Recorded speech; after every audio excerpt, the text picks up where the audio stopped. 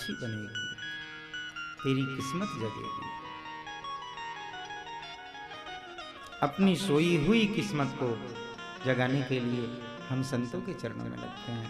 श्री शौनक जी कहते हैं, बाबा आप जैसे संतों के चरण में हम आए हैं, बाबा आप हम सब के ऊपर कृपा कीजिए। श्री शौनक जी कहते हैं, भगवान के अवतार कितने प्रकार के हैं,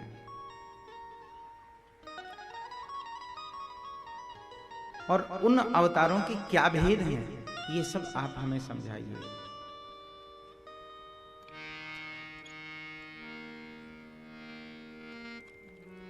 श्री शौनक जी के प्रश्न को श्रवण करके अब श्री गर्ग जी, नारद जी और बहुलाश्व जी के संवाद के माध्यम से इस संहिता का प्रतिपादन कर रहे हैं, श्रवण करा रहे हैं। श्री गर्ग जी कहते हैं, हे ब्राह्मण देव, आप हमें बताएं,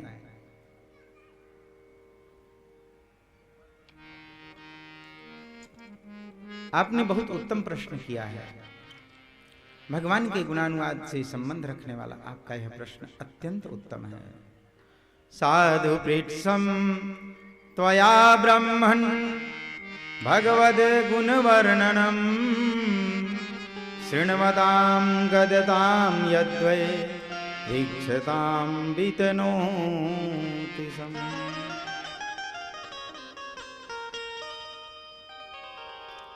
आपने प्रश्न बड़ा उत्तम किया है।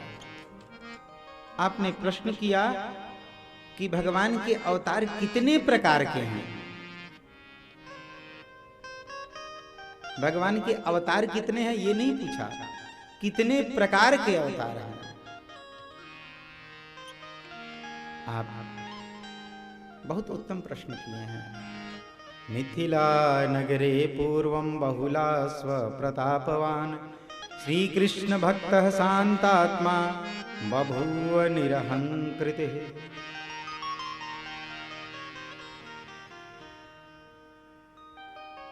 एक समय की बात है, ऐसा ही कुछ प्रश्न मिथिला नगरी में रहने वाले पूर्व काल में एक बहुलाश्व महाराज हुए। मिथिला नगरी के वो राजा थे, परम शांत हृदय, भगवान श्री कृष्ण के परम भक्त थे वो। एक बार उनके यहाँ अम्बरादगतं दृष्ट्वा नारदं मुनिसत्तमा संपूज्य चासने स्थाप्य कृतांजलिरभासत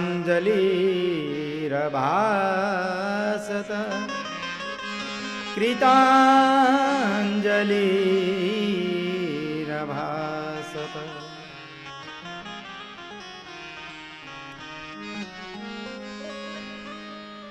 मिथिला नगरी के राजा श्री बहुलाश्व जी महाराज परम श्री कृष्ण भक्त अपने राज्य में बैठे हुए थे। एक बार उन्होंने दर्शन किया। आकाश मार्ग से अनेक लोकों में भ्रमण करने वाले श्री नारद जी वहां उपस्थित हुए हैं। नारद जी इनके राज्य में आए हैं।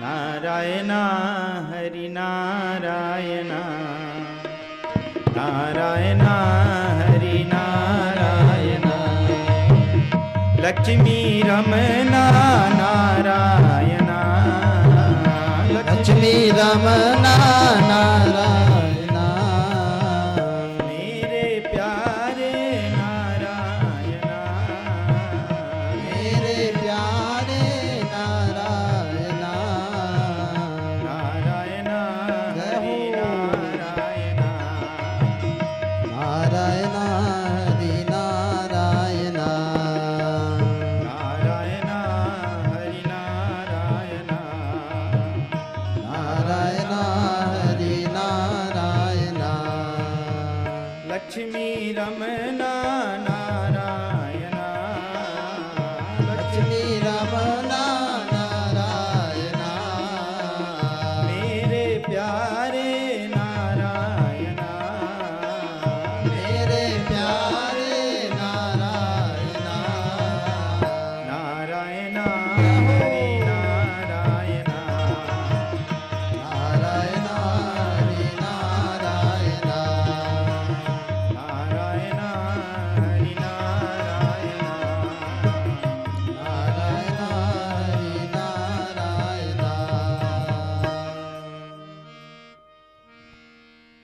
नारद जी बीना बजाते हरि गुण गाते श्री बहुलाश्व महाराज की मिथिला नगरी में प्रवेश करते हैं। बहुलाश्व महाराज अत्यंत प्रसन्न होते हैं। नारद जी ने देखा श्री बहुलाश्व जी महाराज को। बहुलाश्व जी महाराज ने पाद्य अर्घ आचमनीय इत्यादि देकर पूजन किया है, आसन पे बिठाया। ये नादिरात्मा पुरुषो भगवान प्रकृति परः कस्मात् तनुं समादत तन्मे ब्रूहि महामते। हे महामुनीश्वर, आपका आगमन मेरे जीवन को धन्य बनाने वाला है। आप हमारे यहाँ प्रकट हुए, आए। आपके आने से हमारा जीवन धन्य हो गया। मेरे मन में कुछ जिज्ञासा है, मेरे मन में कुछ प्रश्न है, जिज्ञासा है। मैं आपसे प्रश्न करना चाहता हूं, पूछना चाहता हूं, मैं इसका समाधान चाहता हूं आपसे। प्रश्न हम क्यों पूछते हैं? उत्तर जानने के लिए। और प्रश्न का उत्तर इसलिए जानना चाहते हैं क्योंकि हम जो उलझे हुए हैं उस समस्या का समाधान हो। ऐसा प्रश्न किसी से नहीं करना चाहिए। हमने ऐसा ऐसा ऐसा ऐसा, तो ये ऐसे उल्टे सीधे प्रश्न नहीं करने चाहिए किसी को उलझाने के लिए। बाबा, मेरे हृदय में कुछ जिज्ञासा है, आप उस जिज्ञासा को शांत कीजिए। बाबा, जो भगवान अनादि हैं, जो प्रकृति से परे हैं, वो परमात्मा जो सर्वांतर्यामी हैं, वो सबके हृदय में बैठने वाले हैं, वो परमात्मा शरीर कैसे धारण करते हैं? वो परमात्मा इस धराधाम पे कैसे आते हैं, क्यों आते हैं? उनके आने का कारण क्या है? क्या वो ऐसे ही चले आते हैं? उनके पीछे क्या प्रयोजन बनता है? बाबा, आप यह सब मुझे बताने की कृपा करें। श्री नारद जी कहते हैं, गो साधु देवता विप्र देवानां रक्षणाय वै तनुं धत्ते हरिः साक्षात् भगवानात्मलीलया।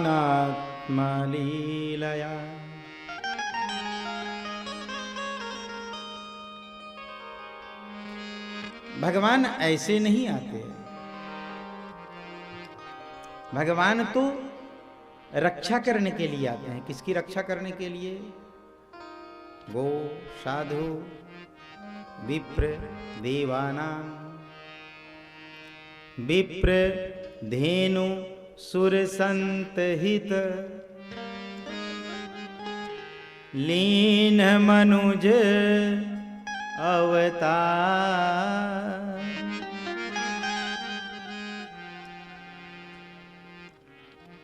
भगवान का अवतार इन सब की रक्षा के लिए होता है। जब गौ माता संकट में पड़ती है, गौ, विप्र, साधु और देवता, ये चार भगवान को अत्यंत प्रिय हैं। कदाचित इनके ऊपर संकट आवे तो भगवान किसी न किसी रूप में अवतार लेके आ ही जाते हैं, कभी अंश से, कभी कला से। और जब किसी से नहीं होता है तो भगवान का जो संपूर्ण अवतार है उसको लेकर के चले आते हैं।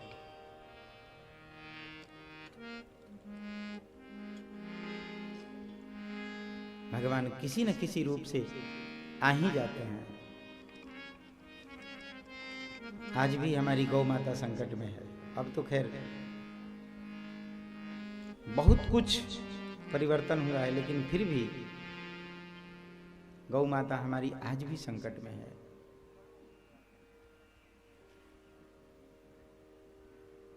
प्रयास करना चाहिए हमें, गौ माता की रक्षा कर सकें। गौ माता, हम अगर एक गौ माता की रक्षा करते हैं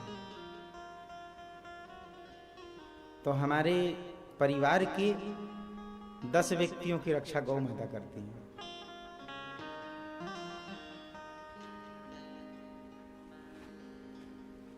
हम सोचते भले हैं कि हम गाय का पालन करते हैं, लेकिन हम गाय का पालन नहीं करते। गाय माता हमें पालती हैं। इसलिए गौ रक्षण, गौ संवर्धन, इस पे ध्यान देना चाहिए। अब तो खैर हमारे भारतवर्ष के लगभग सभी संत लोग गौ संवर्धन और गौ सेवा पे एकजुट एकत्रित हो गए हैं। हमारे भारतवर्ष के जो हमारे राजा हैं वो भी इस ओर थोड़ा ध्यान दिए हैं, तो अब थोड़ा संभव हो पा रहा है। लेकिन प्रहार करने वाले फिर भी नहीं चुकते। गौ के ऊपर प्रहार करेंगे, संतों के ऊपर प्रहार करेंगे, विप्र के ऊपर प्रहार करेंगे। आजकल तो एक ज्यादा कुछ नहीं तो एक ट्रेंड चल गया है कि कोई ग्रंथ की बात सुनाओ, कोई शास्त्र की बात सुनाओ, तो लोग कहते हैं ये तो पंडित लोग, ये तो ब्राह्मण लोग अपने जीने खाने के लिए ऐसा नियम बना, ऐसा लिख दिए हैं।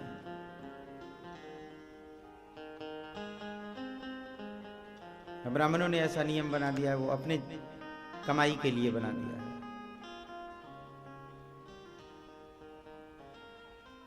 ध्यान देना और अच्छे से समझ लेना, शास्त्रों की बातें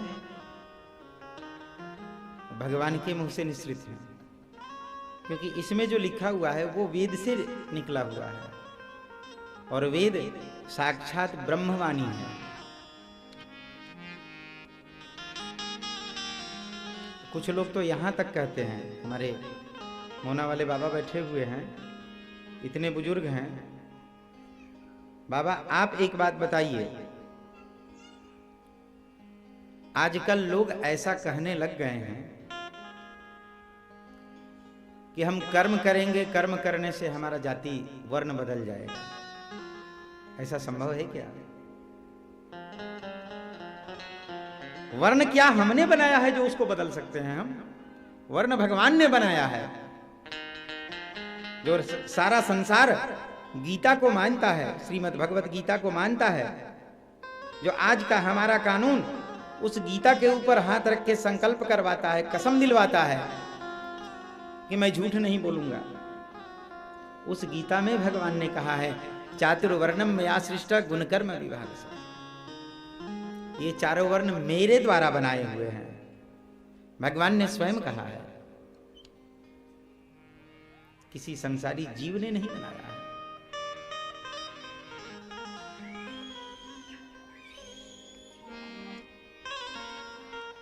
ये भगवान के द्वारा बनाया, इसे हम बदल नहीं सकते, हम प्रयास कितना भी कर लें।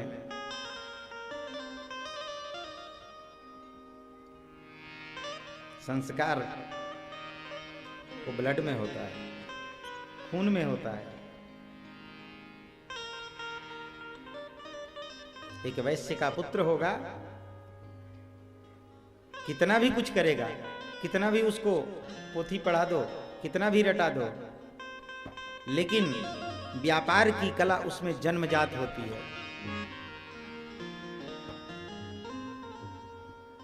ब्राह्मण कितना भी व्यापार की कला जन्म लेते ही सीख ले, वो व्यापार में पारंगत नहीं हो सकते। एक वैश्य का पुत्र जितना व्यापार में पारंगत होगा, ब्राह्मण कितना भी जन्म लेते ही उसको ये जोड़ घटाओ सिखाने लग जाओ, ब्राह्मण का बालक उतना नहीं पारंगत हो सकता जितना कि एक वैश्य का पुत्र होगा।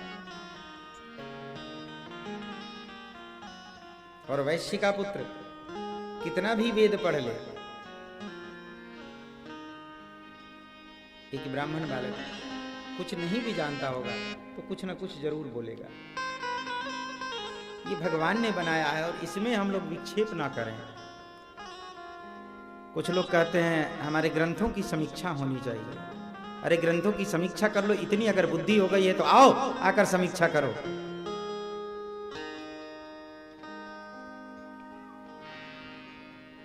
इतनी बुद्धि पारंगत हो गई है तो आओ बैठ लो। एक चौपाई का तो अर्थ लगा नहीं सकते, एक चौपाई का तो अर्थ समझ नहीं सकते, और उसके बाद कहते हैं कि ऐसा होना चाहिए वैसा होना चाहिए। कुछ नहीं होना चाहिए। भगवान ने जो नियम बनाया है, जो बताया है, उसका पालन करें, उसके अंदर रहें, उसके हद में रहें। नहीं रह सकते आप जाइए, चादर ओढ़ के बैठिए, जो आपको करना है कीजिए, लेकिन यहां से विलग होइए। हमारे सनातन धर्म पे आघात न कीजिए। हमारा सनातन धर्म सबकी जननी है। सनातन धर्म संसार में जितने धर्म है ना, वो सनातन धर्म से ही अलग हुए हैं, चाहे कहीं से अलग हुए हैं, चाहे कभी अलग हुए हैं। इस्लाम धर्म 1400 वर्ष पहले आया, उसके पहले कहां क्या था? आसमान से टपका क्या? वो खुद मानते हैं ना कि 1400 वर्ष पहले आए, तो उसके पहले कहां थे? इस सनातन धर्म से ही तो अलग हुए होंगे। कहां थे उसके पहले? आसमान से थोड़े ही बरसात थोड़े ही हुई थी, गिरे थोड़े ही थे। सनातन धर्म पे आघात ना करें। सनातन धर्म पे आघात करेंगे आपका विनाश होगा। इसलिए सनातन धर्म पे आघात करने वाले सावधान रहें। जय जय श्री राधे। श्री नारद जी कहते हैं गौ साधु देवता नाम गौ साधु देवता विप्र देवा नाम रक्षणाय वै। भगवान का अवतार होता है जब गौ के ऊपर, संतों के ऊपर, विप्र के ऊपर, देवताओं के ऊपर जब संकट आता है। दुखी दीनों पे जब असुरों का अत्याचार होता है, तभी भूतल पे करुणा सिंधु का अवतार होता है।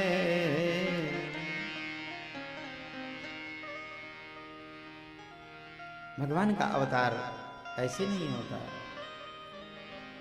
जब दुखी दीन वो सब पुकारने लग जाते हैं, हरे कृष्ण गोविंद हरे मुरारे, हे नाथ नारायण